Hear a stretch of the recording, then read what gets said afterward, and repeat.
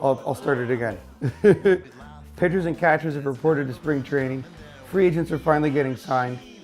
Yahoo Fantasy Leagues are open. All the other leagues seem to be open too. Draft day is coming. You're signing up for your teams.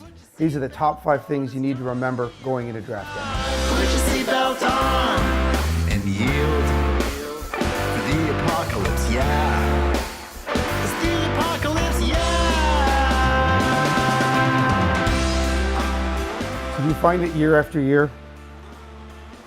You go to the draft, or you log into the draft, have a couple beers, probably have a couple too many beers.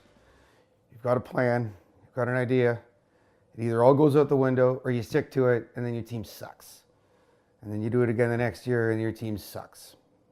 Well, you need to break the cycle. You need to admit you have a problem and you need to come here and chat with me. We're going to talk about the top 5 things you have to remember on draft day, no matter what kind of league or draft type you're in. So rule number 1, know the settings of your draft or your league and the makeup of your roster. Know them inside and out. Know what you're drafting for. What categories are you drafting for? Is it batting average? Is it on-base percentage? You need to know that, and then you need to rank your players accordingly. You need to know your roster composition. You need to know how many pitchers you're allowed to have, the max number of innings. All of this is going to be the basis for how you're going to draft your team. Which brings me to rule number 2. Make your own player rankings, because these rankings that you find on all of the various websites, they're only showing you how players are ranked against the default draft settings of whatever fantasy platform that is. It's not taking into account how many teams are in your league, the depth of your roster, the position scarcity due to the number of teams that are there. Is it a 1-catcher, a 2-catcher league?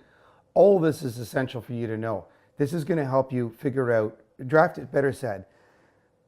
ranking your own players by tier and giving them weighted values to show the sort of difference between, the first and second ranked first baseman and then the second, third ranked first baseman is important. You're going to have to put this all into consideration when you're sitting there at an auction or at a draft as to who you're going to be, going after next.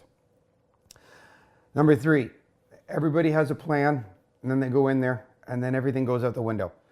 And people stick with the original plan that they had. People are like, I want 2 aces. So I want to go into the draft this year. I want to get 2 of Kershaw, Kale, Sale, and Kluber. I want 2 of those 4. And then what happens if in the first 20 picks, all 4 of those are off the board? It doesn't mean you move to DeGrom and Syndergaard. It means you change your strategy.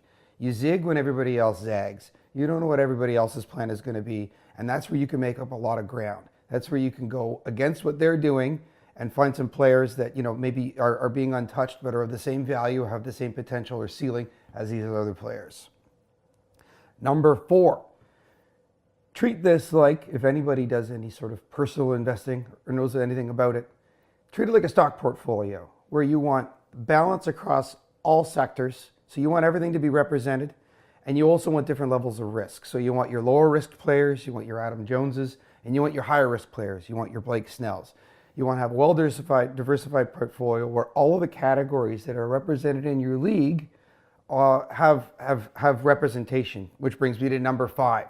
And that's that you want to compete across all categories. So if you're in a 5x5 roto with 5 pitching and 5 hitting categories, don't be the guy that punts steals. Don't be the guy that punts saves and says, I'm not going to worry about them. I'm going to chase everything else. Because you know what you're doing? You're giving away points. What you want to do is you want to finish top 3, or you want to aim to finish top 3 across all categories across the board. You don't need to finish in first place, but you want to compete.